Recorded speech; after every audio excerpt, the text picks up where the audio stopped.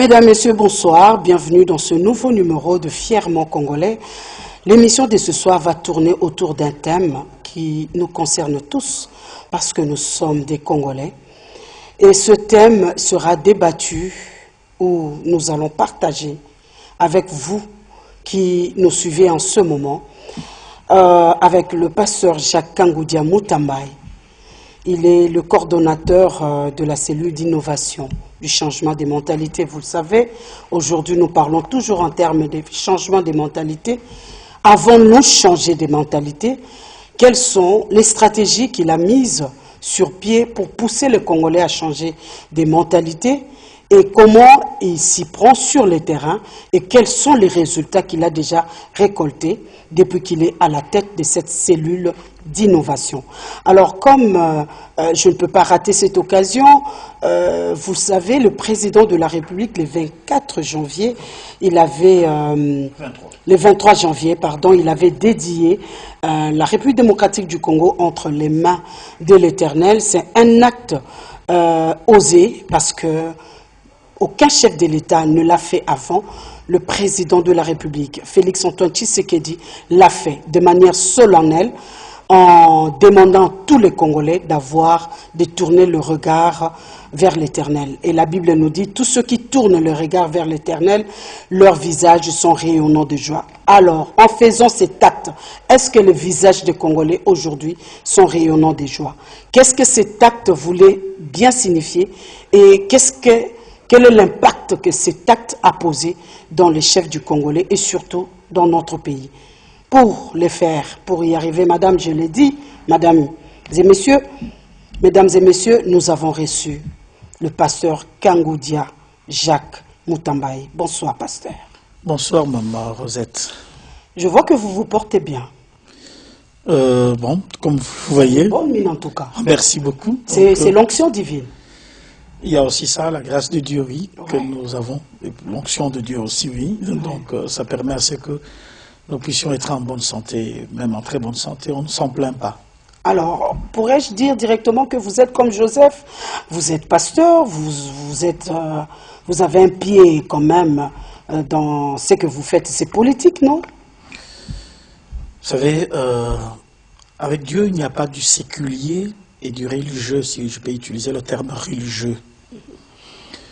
Le monde, si nous croyons que le monde a été créé par Dieu, donc tout ce qui existe, existe par Dieu, rien de ce qui existe n'existe sans Dieu, on ne peut pas séparer ce qui est séculier et ce qui est religieux. Les hommes qui sont appelés à faire la politique peuvent être les hommes de Dieu. Maintenant, pendant qu'ils font la politique, ils sont quoi? Ils sont séculiers, ils sont du côté de quoi? De païens, de diables, s'ils sont chrétiens? Non. Donc, quand on est enfant de Dieu, quel que soit ce qu'on assume, on l'assume en tant qu'enfant de Dieu avec l'identité de l'enfant de Dieu. Donc, c'est très difficile pour moi d'avoir des hémisphères dans ma tête, savoir que cet acte, je le pose comme étant un serviteur de Dieu et cet autre acte, je le pose comme étant un séculier ou bien un homme politique ou bien. Bon, je ne suis pas politique, je suis dans un cabinet politique. Oui, je suis obligé de pouvoir participer au développement de la cité, qui est notre patrie, chère patrie, le Congo démocratique. Alors, je ne sais pas, quand vous êtes devant une décision à prendre, quel est l'aspect ou le secteur qui vient avant? Est-ce que c'est le séculier? C'est le pasteur? Quand vous êtes devant une responsabilité, une décision à prendre, quel est l'aspect qui prend les dessus chez vous? Le pasteur, ce n'est pas une fonction. Le pasteur, on va dire que c'est une mission. Donc, on est pasteur dans tout ce qu'on est censé faire. On est censé porter le cœur, l'âme et l'esprit du pasteur. Donc, cela veut dire que même quand je suis en train de travailler, c'est vrai, c'est un peu difficile de pouvoir mélanger tout ce qui est église, par exemple, et tout ce qui est, on va dire, administration, gestion. Mais on trouve, il y a le lien entre les deux. Donc, les valeurs que nous avons développées en tant qu'homme d'église, ces valeurs sont utiles dans la gestion, dans l'administration. Donc vous comprenez que ça se chevauche à un certain moment. Il n'y a pas moyen de pouvoir les séparer. Donc le pasteur, ce n'est pas seulement celui qui prêche, c'est aussi celui qui prend soin, qui encadre, qui sécurise, qui protège. C'est ça être pasteur. Alors, le président de la République n'a pas eu tort de vous mettre à la tête de cette cellule d'innovation et de changement de mentalité, parce ça devrait nécessairement être un pasteur. Lui-même, c'est aussi un pasteur, car la République démocratique du Congo est comme des brebis. Donc, il est appelé à pouvoir prendre soin des Congolais, sécuriser les Congolais, protéger les Congolais, faire en sorte que les Congolais soient en paix, grandissent, se développent et produisent. C'est ça le rôle du pasteur. Lui-même, il est un grand pasteur. Bon, maintenant, est-ce que pour changer, il faut tout simplement qu'on soit chrétien, qu'on soit religieux? Donc, on peut voir que dans beaucoup de pays qui n'ont rien à voir avec la religion, on voit qu'ils ont adopté un certain nombre de valeurs. Et ces valeurs-là, c'est ce qui fait que ces pays-là se sont développés. Le changement, oui, c'est vrai, en tant que pasteur, ça me sied bien de pouvoir évoluer dans ces domaines-là. Mais les valeurs doivent être, il y a deux valeurs qui peuvent être universelles, partagées par tous dans une communauté nationale, comme la République démocratique du Congo. Quelles sont nos valeurs? Ce sont nos valeurs qui constituent notre charpente en tant qu'une nation. Ce sont nos valeurs qui constituent notre colonne vertébrale. Ce sont nos valeurs qui constituent notre culture, notre mentalité, et qui permet notre vivre ensemble. Donc voilà. Donc si nous changeons de mentalité, c'est pour quel but? Changer de mentalité pour quitter quelle mentalité pour quelle mentalité? Tout ça là, je ne pense pas que nous aurons le temps d'en parler. Mais donc voilà. Donc, je pense qu'avec avec mon appel de pasteur, ça me sied bien de pouvoir faire ce travail. Puisque vous parlez des valeurs, il y a une certaine opinion qui pense que nous devons retourner à nos valeurs ancestrales. Or, d'habitude, ou dans nos vécus quotidiens, nous voyons que les valeurs ancestrales vont un peu avec ce que prenez la Bible, ça se marie toujours pas. Alors, quand vous parlez de quelles valeurs parlez-vous?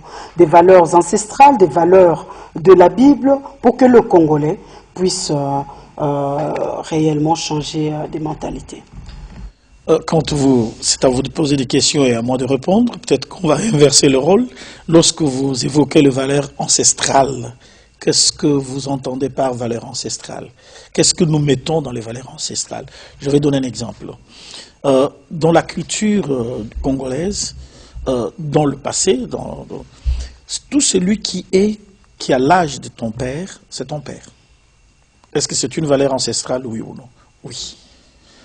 Quand vous passez par un village, qui n'est pas votre village, et vous allez très loin, un peu plus loin que ce village par lequel vous passez, on peut vous demander de venir vous reposer pendant un temps, boire un peu un verre d'eau, manger, partager la nourriture, avant de pouvoir continuer. Les ancêtres vivaient comme ça. Est-ce que ce sont des valeurs que nous pouvons? C'est les valeurs de partage, de comprendre qu'un étranger peut être bien accueilli et on peut partager avec l'autre le peu que nous avons. Ce sont les valeurs. Est-ce qu'on va dire que ce sont les valeurs ancestrales? Maintenant, quand on parle de valeurs ancestrales, de valeurs religieuses, là vous parlez de tout ce qui est spirituel. Donc ça c'est une autre dimension. Mais les valeurs de partage, de solidarité, d'intégrité, de justice, d'amour, d'appartenir à une seule communauté nationale, de patriotisme, ça ce sont des valeurs. Un grand-père, un arrière-grand-père était fier d'appartenir à une communauté donnée. C'était une valeur. Donc, beaucoup de fois, on confond les valeurs religieuses ou bien spirituelles avec les valeurs qu'on appelle ancestrales ou bien que sais-je encore.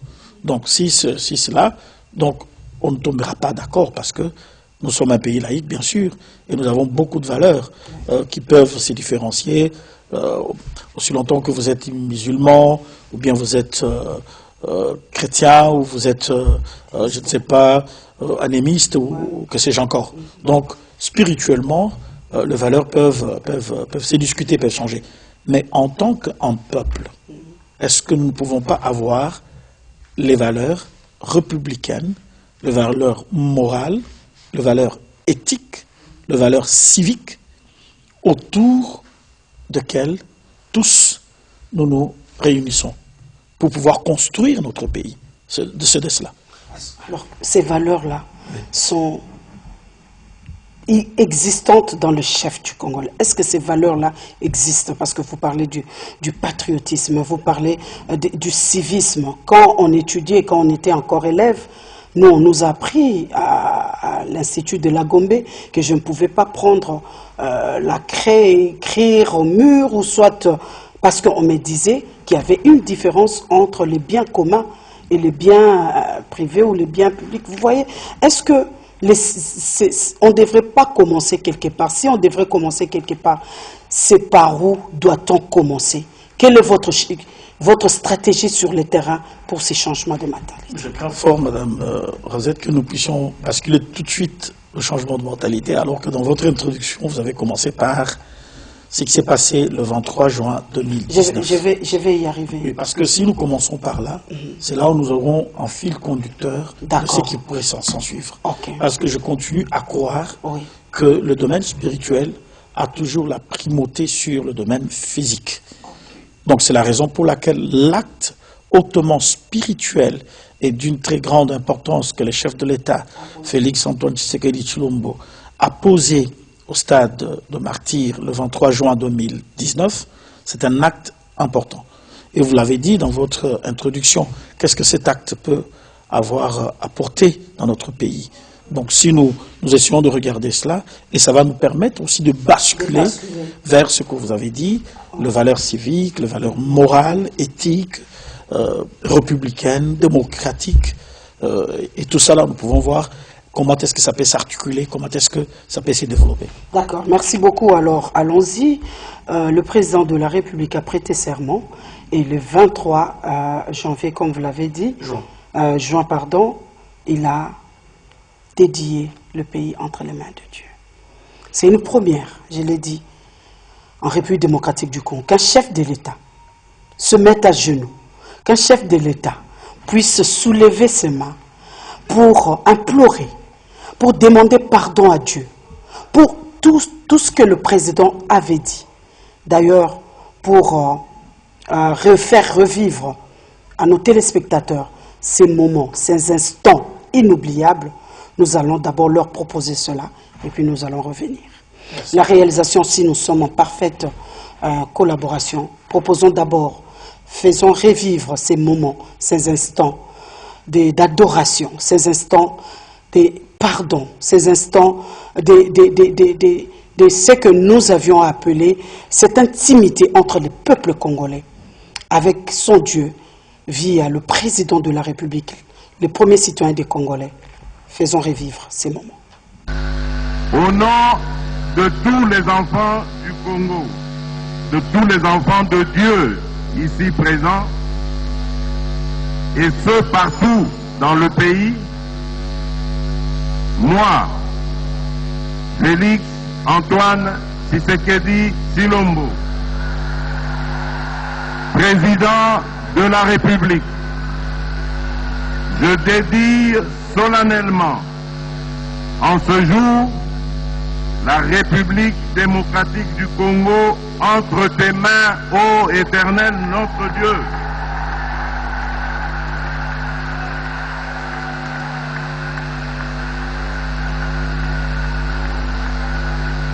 Je recommande et soumets ma nation tout entière à ton autorité suprême. Assis-toi sur le trône de ce pays et règne en maître absolu. Sois le roi du Congo et prends la place qui t'est due. En ma qualité d'autorité spirituelle, selon qu'il est écrit, toute autorité vient de Dieu, et en professant ma foi comme enfant de Dieu, j'annule toutes les paroles négatives qui ont été prononcées sur ce pays.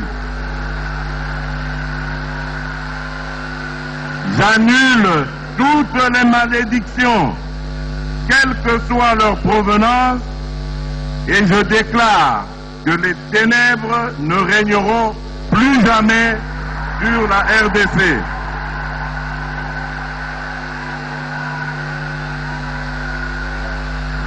Voilà, nous venons là de suivre ces instants, ces moments qui avaient emballé tous les Congolais. C'était une première, le Congolais s'est posé la question. Le président a eu cette idée où c'est venu de lui-même. C'était vous, parce qu'on nous a soufflé que vous étiez là, vraiment en coulisses. Et comment est née cette idée de pouvoir poser un tel acte? Merci beaucoup, Madame Rosette. Laissez-moi d'abord dire que c'était une première, non seulement au Congo. Si ma mémoire ne me trahit pas, je ne crois pas avoir vu un tel acte dans un autre pays, que ce soit en Afrique ou partout ailleurs dans le monde.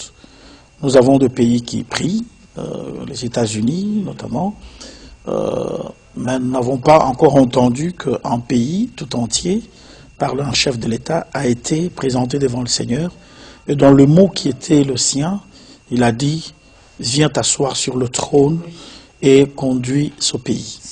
Donc oui, au lendemain de cet événement, d'ailleurs je me souviens bien, dans un grand titre, Jeune Afrique avait écrit que le président Tshisekedi avait démissionné au profit de Dieu.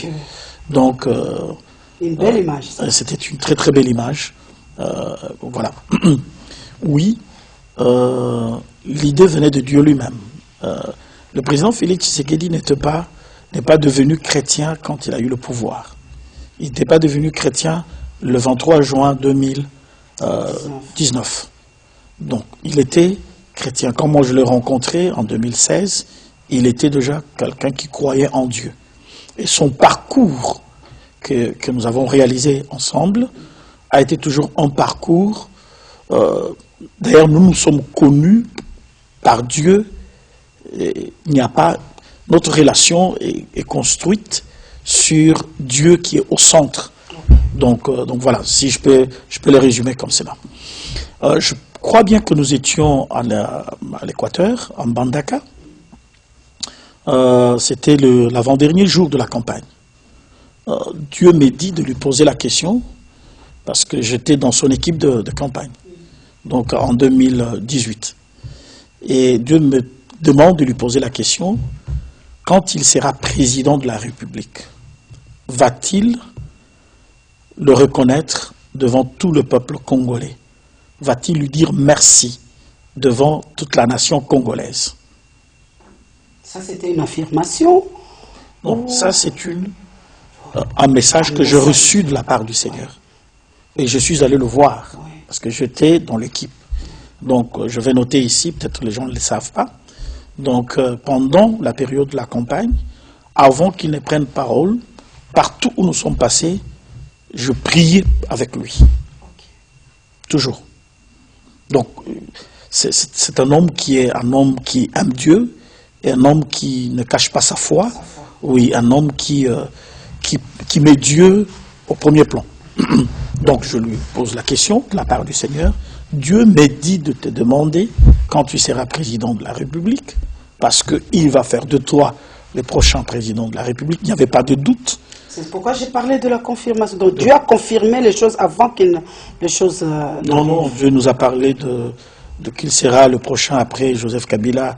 Moi, personnellement, depuis 2015. Okay. Oui, personnellement. Depuis, j'ai des choses que j'ai écrites depuis 2015 qui se trouvent encore dans mon téléphone, que je peux même, au moment venu, je veux peut-être publier cela. Donc, en 2016, quand je l'ai vu, c'est la première chose que Dieu lui a dite dans notre rencontre, qui sera le prochain président de la République. Il n'y a pas de doute, ce n'est plus un secret parce que c'est devenu une réalité. Nous l'avons vu, nous l'avons entendu, nous l'avons déclaré, et je ne suis pas le seul homme de Dieu. Il y en a plusieurs qui vivent dans ce pays, qui sont encore vivants, et il y a même d'autres qui ne sont pas sur le territoire, et qui savaient, et qui avaient reçu le message que c'était lui le prochain président de la République. Les pasteurs qui ne sont pas des Congolais également. Même des pasteurs qui ne sont pas des Congolais, qui peuvent témoigner, ils sont là, ils existent. Donc, je lui pose cette question, je dis, voici ce que Dieu me dit de te demander, quand tu seras président de la République, parce que tu le seras bientôt, vas-tu lui dire merci, l'adorer, le rendre grâce devant le peuple congolais? Il a dit, je le ferai. Je prends cet engagement-là devant toi et devant Dieu, que je le ferai. Et puis c'est passé. Donc les élections se sont passées, il a été élu. Nous sommes au mois de janvier, prestation de serment, on est arrivé au mois d'avril. Au mois d'avril, je devrais normalement rentrer en Belgique pour passer un petit temps là-bas. Avant de partir, j'avais résolu de pouvoir aller le voir, pour lui dire que je me déplaçais, et puis je revenais pour participer donc aux obsèques du feu Étienne Tshisekedi, président Étienne Tshisekedi, paix à son âme. Alors quand j'arrive pour le voir, je lui dis, je vais me déplacer, il dit, mais j'avais fait une promesse à Dieu que quand je serai président de la République... Lui-même vous a rappelé ça. J'ai dit que lui-même m'a rappelé ça. Donc je parle et il va suivre peut-être cet élément.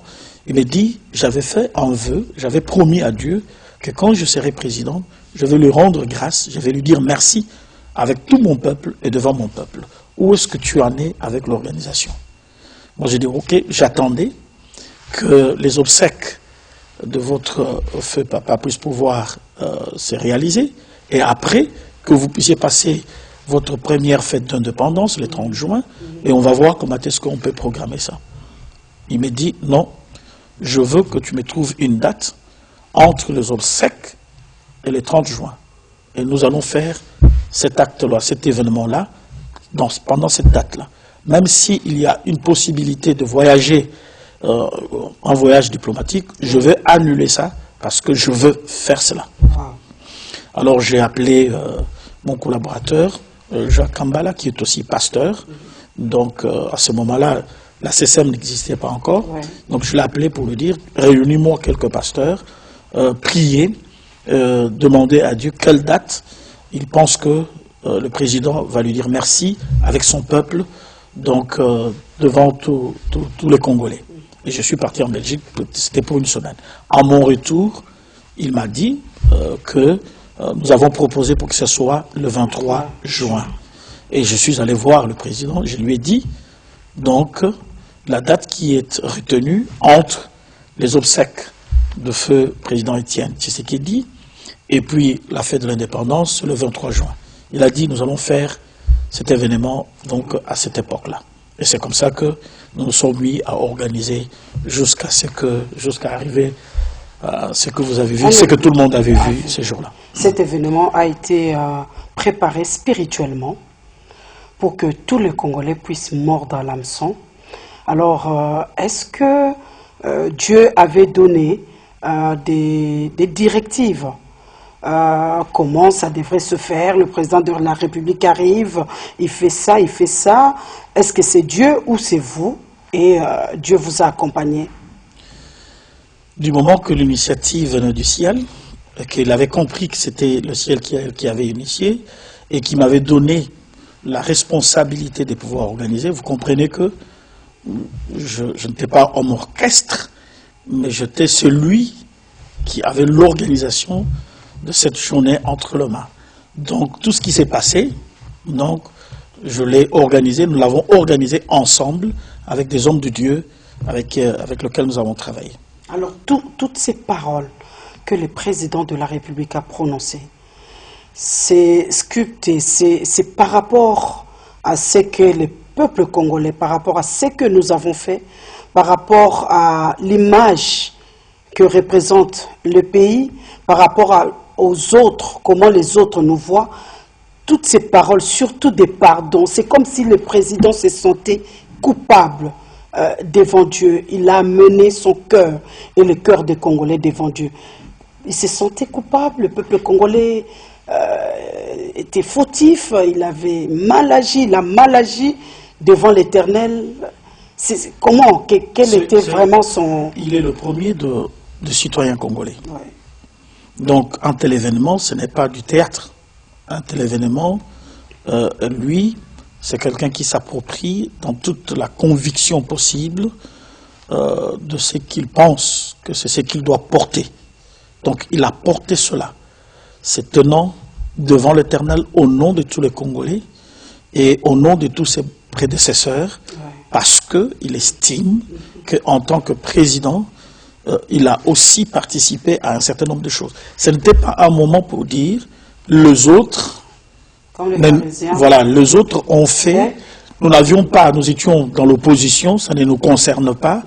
En ces moments-là, donc il n'était plus président de la République qui demandait pardon pour la nation. Donc il s'est trouvé lui-même concerné par ce qui s'est passé avant lui, pour dire nous avons fait ce qui n'était pas agréable devant tes yeux. C'est pourquoi nous venons nous humilier selon ta parole. Si mon peuple sur qui mon nom est invoqué s'humilie, voilà, c'est comme ça que nous nous humilions pour te demander pardon. Il demandait pardon, non pas pardon pour un individu ou pour des individus, mais pardon pour une nation par rapport à ce qui s'est passé. Nous avons mal géré le pays, nous avons versé le sang innocent, nous avons on va dire, détruit ou mal géré les richesses que tu nous as données. Donc, au lieu que ça profite à tout le peuple, donc ça a profité à un petit groupe de gens, et tout cela, tu n'as pas été content de cela. C'est comme ça que je me tiens ici, comme le premier des Congolais, pour te dire, pardonne notre nation. Qu'est-ce que cette prière a produit après, selon vous? Ça a produit beaucoup de choses. Ça a produit beaucoup de choses. Vous savez, la suprématie commence d'abord en esprit.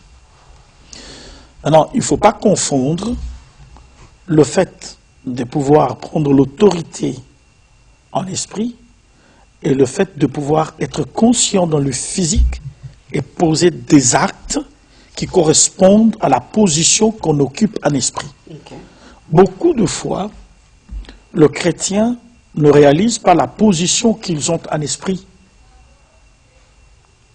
pour pouvoir agir dans le physique. Il y a toujours ce gap, il y a toujours ce fossé entre la compréhension de ce qu'on est et la capacité d'agir en fonction de ce que l'on est. Avant le 30 décembre 2018, Félix Antoine Tshisekedi Tshilombo n'était pas président de la République. Et il ne pouvait pas prendre un acte juridique, une ordonnance, pour nommer quelqu'un. Et même s'il le faisait par aventure, ça ne pouvait pas avoir de l'impact. Et quand il est devenu président de la République, il a pris 2 actes juridiques, 2 ordonnances. Et ça a eu effet. C'est sa position en tant que président qui a donné à ces actes de l'impact d'agir. Maintenant, il était conscient que je suis président de la République. Le mandat lui a été donné par le peuple. Je suis conscient de mon rôle. C'est parce que je suis président que je peux poser cet acte. Combien de chrétiens sont-ils conscients de leur position pour pouvoir poser des actes physiquement? C'est là où il y a le problème. Donc, avoir une ascension, avoir une suprématie en esprit et l'utiliser physiquement, ce sont 2 choses différentes. Vous avez parlé de ces gaps-là que les chrétiens, de foi, sont vraiment ignorants par rapport à ça. On ne conjugue pas les 2. Je vais vous donner un exemple, parce que je suis pasteur. Quand Dieu donne à Moïse le bâton, n'est-ce pas? Oui. Donc, dans Exode chapitre 3, il lui donne le bâton. Le bâton était le bâton de Moïse, mais après, c'était devenu le bâton de l'Éternel. Maintenant, Dieu dit, mais qu'est-ce que tu as entre tes mains? Il dit, j'ai un bâton. Ça ne représente absolument rien. Il dit, est-ce que tu peux le jeter par terre? Il jette le bâton par terre, ça devient un serpent. Il dit, tu reprends ce serpent. Ça devient un bâton. Donc, pour lui montrer que tu as maintenant l'instrument pour pouvoir agir. Mais chaque fois que Moïse devrait utiliser ce bâton, il recourait toujours à Dieu. Mais il ne savait pas qu'il avait déjà un instrument qu'il pouvait utiliser sans même recourir à Dieu. Ok. Ah oui. Donc, vous êtes directrice ici. C'est par l'acte qui vous nomme directrice ici, qui vous donne le pouvoir de commander, de faire ce que vous faites. Vous n'avez plus besoin d'aller vers celui qui vous a nommé, de demander l'autorisation pour venir agir. Dans l'acte vous nommant, il y a tout, on va dire, tout ce qu'il faut, en fait, toutes les attributions, les missions, les tâches. Ouais. Donc, du moment que vous restez dans les attributions, dans les tâches, dans vos missions, vous n'avez plus besoin de retourner vers celui qui vous a donné ce pouvoir pour lui demander « Je vais poser cet acte, est-ce que vous pensez que je peux le poser maintenant ?» Vous posez les actes parce que vous pensez que vous êtes responsable de la maison. Vous êtes directrice. Vous venez de m'enseigner là. Oui. Mais est-ce que, lorsque cet acte a été posé le 23 juin, est-ce que le pasteur, les apôtres, les prophètes, les évangélistes, les docteurs, le diacre, tous ceux qui sont chrétiens dans ces pays, ont-ils compris ce qui était passé pour pouvoir poser des actes en fonction de ce que l'Éternel a pris possession du pays parce que ce pays lui a été donné par le chef de l'État? Oui, lorsque nous regardons au niveau de sécuritaire, on parle beaucoup de la sécurité dans ces pays. C'est vrai, nos frères et nos sœurs meurent à l'Est sous les actes barbares, par les actes barbares de M23 qui est manipulé par le Rwanda, tous nous le savons. C'est vrai, ça doit nous faire du mal. Mais si cet acte n'était pas posé, je parie que ce pays, on nous parle que nous avions été infiltrés à tous les niveaux. On ne sait pas ce que ça aurait été si cet acte n'allait pas être posé. Le président de la République est conscient qu'il est protégé là où il est, parce que ce pays a été confié entre les mains de Dieu, et que c'est Dieu qui les protège. Vous savez combien ont essayé de pouvoir penser du mal, de lui faire du mal? Oui, parce qu'il y a eu même des révélations. Est-ce qu'ils ont-ils réussi? Réussi plutôt? Il y a ceux qui vont tenter encore demain. Ils ne s'en prendront qu'à eux-mêmes. Ce pays, désormais, appartient à Dieu. Tout celui qui va tenter de faire du mal, de nuire à ce pays, il verra que ce pays appartient à Dieu.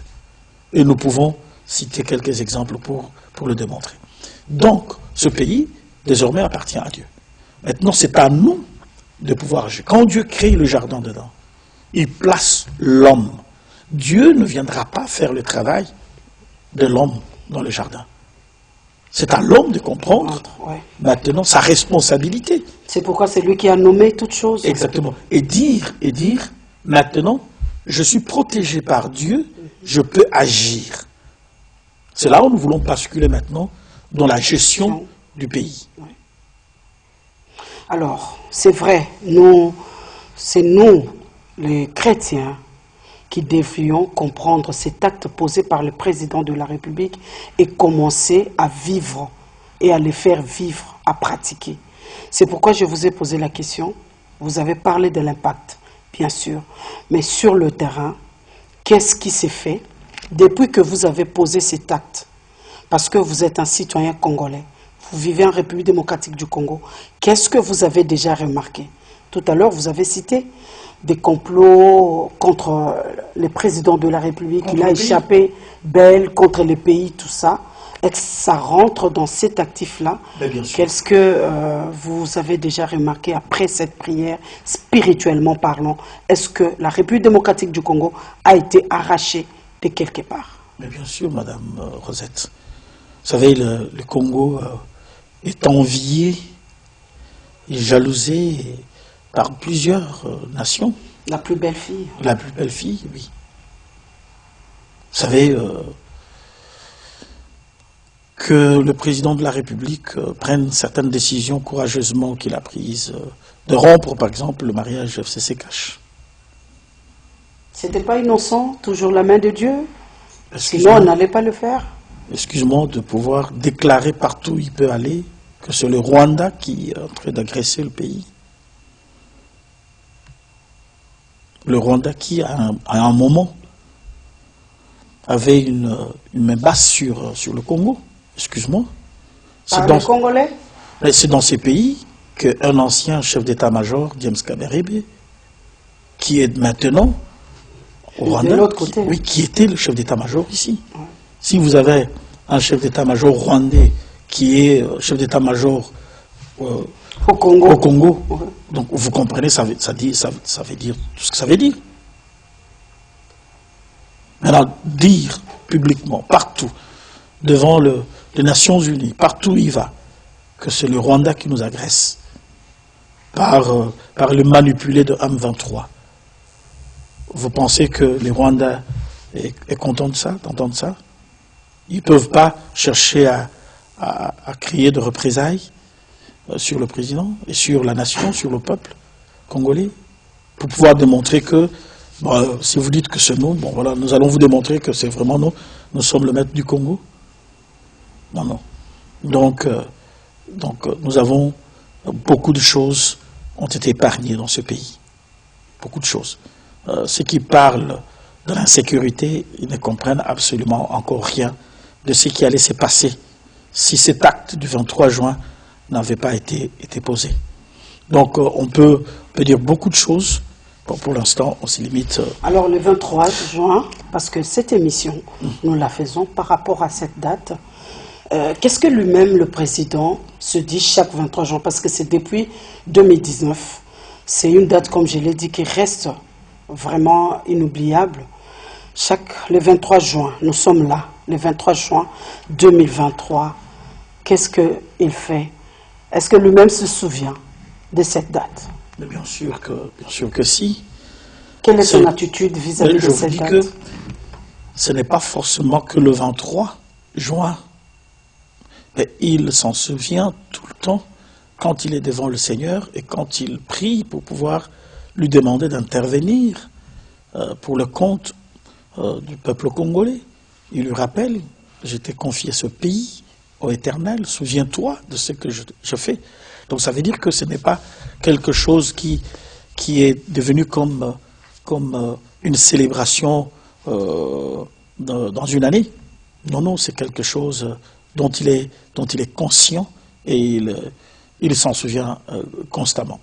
Même le dimanche passé, nous avons prié à la Cité de l'Union africaine avec lui, donc avec la très distinguée première dame, quelques pasteurs qui étaient là. Et la base de notre prière, c'était le 23 juin. On a même balancé les images du 23 juin. On a dit, Éternel Dieu, souviens-toi de ce qui a été fait. Et l'atmosphère était lourde, lourde de force, de puissance, d'onction, ce dimanche passé.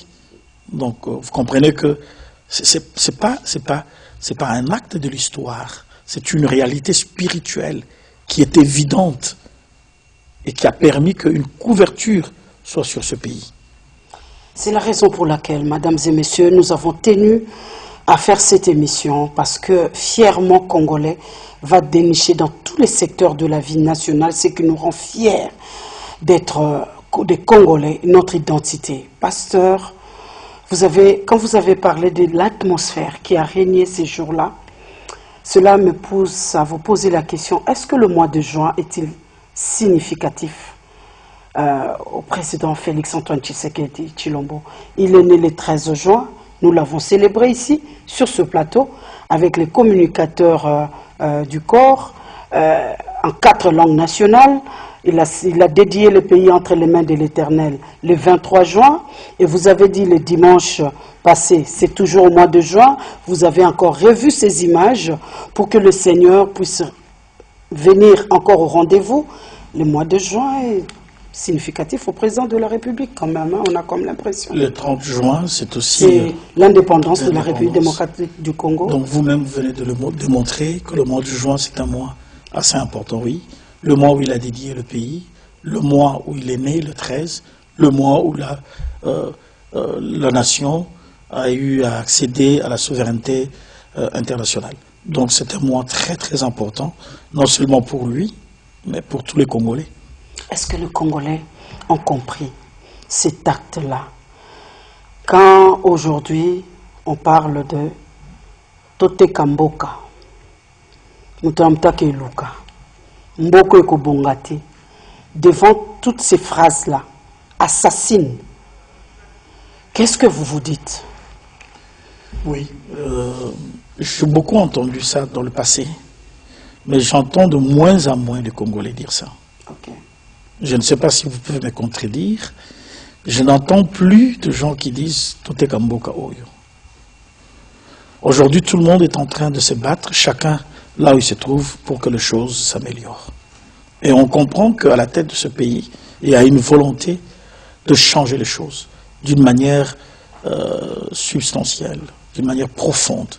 Et tout le monde est en train, chacun, de faire ce qu'il peut pour pouvoir accompagner ces changements qui doivent venir et qui va venir. Ça, c'est ipso facto, c'est inévitable. Ce pays est dans le processus de changement. Ceux qui peuvent voir, ceux qui ne peuvent pas voir ce changement-là aujourd'hui et qui essayent de pouvoir regarder quelques petites choses, ils se trompent. Je le déclare ici comme un prophète, que ce pays est dans le processus du changement. Ce pays, d'ici 5 ans à venir, d'ici 10 ans à venir, ce pays ne restera plus le même. Le Congolais va attirer de nations ici, parce que ce pays va connaître un développement d'une manière spectaculaire et d'une manière spéciale. Madame, retenez ce que je vous dis, nous sommes au mois de juin. Le Dieu qui est le patron de cette nation fera accélérer le développement de ces pays. Et un jour, on reviendra sur ces images, sur ces paroles que je viens de déclarer. Oui, est-ce qu'une nation peut-elle naître en un jour? Le Congo va naître en un jour. Et le président Félix Tshisekedi est en train de travailler pour ça. Et tous ceux qui sont sérieux et qui sont autour de lui, et tous ceux qui comprennent qu'il est temps maintenant d'être engagé dans ce développement, dans cette transformation, dans ces processus qui va amener vers le changement, vers le développement, qui sont engagés, donc sont pleinement dedans. Donc c'est la raison pour laquelle, même quand il y aura les élections qui arrivent, et vous allez voir qu'il y aura de nouvelles figures qui sont en train de s'engager, des gens qui sont en train de s'engager, parce qu'ils veulent participer au changement, au développement de ces pays. Oui, c'est parti par cette domination que nous avons pris, donc que le pays a récupéré depuis le 23 juin 2019. On nous a dit, nous le voyons en tout cas, qu'il y a des choses qui accompagnent, parce que vous avez parlé de l'aspect spirituel. La spiritualité qui accompagne chaque pays, par ses totems, par l'hymne national, par.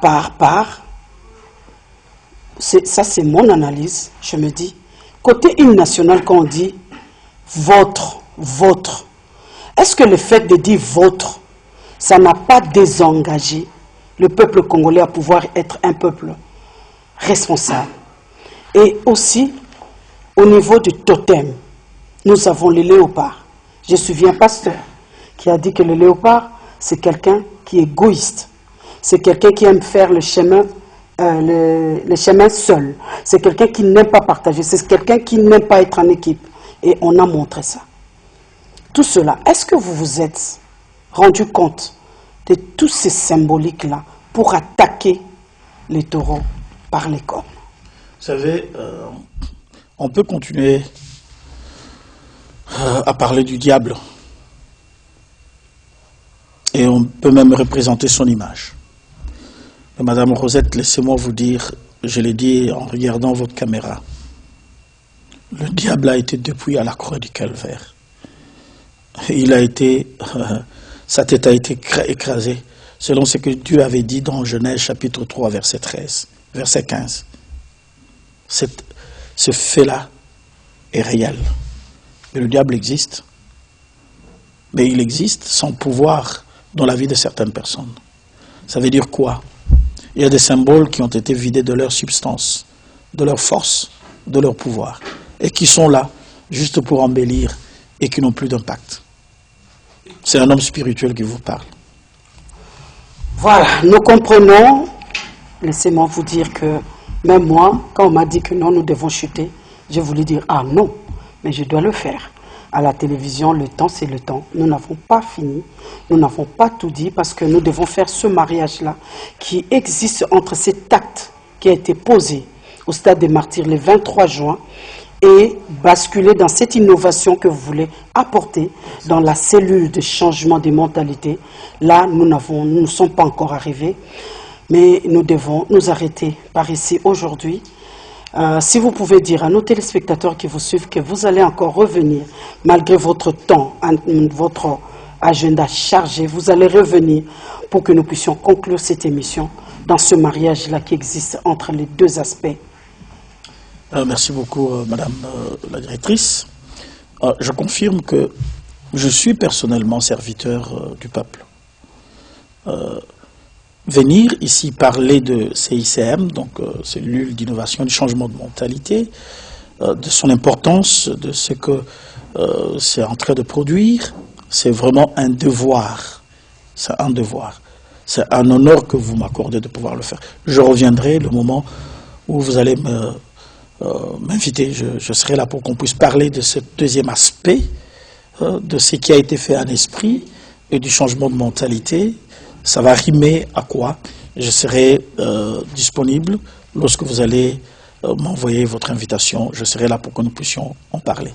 L'invitation est déjà lancée. Peut-être la semaine prochaine, je vous aurai encore sur ce plateau. Et en attendant, je rappelle à nos téléspectateurs que nous recevions pour vous le pasteur et coordonnateur de la cellule d'innovation des changements des mentalités, le pasteur Jacques Kangoudia Moutambaye, qui a reçu un message, le message véridique, confirmé par Dieu lui-même. Aujourd'hui, nous avons à la tête de la République démocratique du Congo, Félix Antoine Tshisekedi Tshilombo, et vous avez suivi comment nous avons fait le lien qui existe entre cet acte posé par le premier Congolais et ce qui est en train de se faire et ce qui se fera. Nous ne sommes pas dans les secrets de Dieu, mais nous savons que nous sommes sur la bonne voie. N'est-ce pas, pasteur? Exactement. Donc, je profite de votre caméra pour pouvoir assurer nos frères et nos sœurs qui sont en train de souffrir à l'est de notre pays que bientôt, cette souffrance ne sera qu'une triste histoire parce que le Rwanda va reconnaître que la République démocratique du Congo appartient à l'Éternel Dieu Tout-Puissant. Non pas parce que Dieu n'aime pas le Rwandais ou le Rwanda, mais pour que le Rwanda reconnaisse aussi ce même Dieu de Congo. Et ça va être très bientôt. Et nous allons l'annoncer que cette guerre va se terminer d'une manière extraordinaire. Alléluia. Je l'annonce, et ça va s'arrêter d'une manière qui n'est pas conventionnelle. Amen. Je dis Amen. C'est un pasteur qui a parlé. C'est un pasteur que nous avons reçu aujourd'hui. Mesdames et messieurs, cela se passe de tout commentaire. Une fois de plus, merci beaucoup, pasteur, d'avoir accepté notre invitation. Et je le fais encore. Happy birthday to you, Mr. President of Republic Democratic of Congo. Merci beaucoup. Et on se retrouve la semaine prochaine pour continuer. Merci à l'équipe technique qui a assuré le bon déroulement de cette émission. Si vous avez des suggestions à faire, le numéro est affiché. Vous avez des questions à poser. Le pasteur Kangoudia va revenir pour répondre à toutes vos préoccupations et surtout gardons le regard, tournons le regard vers l'Éternel car le premier citoyen l'a fait. Merci beaucoup. On se retrouve à la prochaine et au prochain numéro. Au revoir. Merci. Merci.